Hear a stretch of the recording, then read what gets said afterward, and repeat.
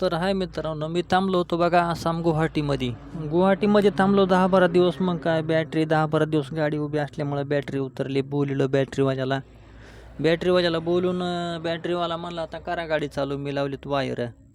आलो बघा, लावली चावी आणि चावी लावून म्हणलं आधी आता पहिलं गाडी न्यूट्रल करू.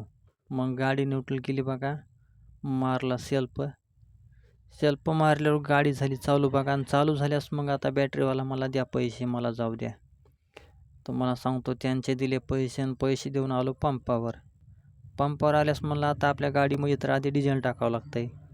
मग पंपवाल्याला म्हणलं टाक बाबा डिझेल आणि जाऊ दे मला आधी. इथून आधी लय कंटाळा आला मला इथं बसून 10-12 दिवस त्याच ट्रान्सपोर्टवर. तिथून काय भाडं भेटणं झालं.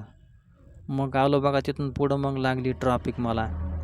तर हे मार्ग आहे सिलेगुडी ते गुवाहाटी जाणारा मार्ग आहे. हे पूर्ण 4 लाईन आहे, पण एक 70 ते 80 किलोमीटर ह्या रस्त्याला म्हणजे हे रस्ता सिंगल रस्ता असल्यामुळे इथं समजा ट्रॅफिक होतीच, कारण पुढे पुलाचं काम चालू असल्यामुळं. मग सोडली बघा गाडीतून पुढं. तर एक साईड जामच होता आणि एक साईड आता हे आम्हाला सोडलं इकून, तुम्ही जा म्हणले पुढं. मग आलो बघा तिथून आता पुढं. तर ह्या बघा मध्ये असे काही समजा 4 व्हीलरवाले येतात बघा, त्या बघा ती पुढं. आणि बारक्या गाड्या असल्यामुळं जागा उलशीक दिसली तरी ते मध्ये घालतात त्या जाग्यामध्ये. त्या बघा आता ह्या काही अजून आलं बघा पुढून. मग ह्या काही रिक्षावालं. तर भेटूया असंच दुसऱ्या छोट्या व्हिडिओमध्ये.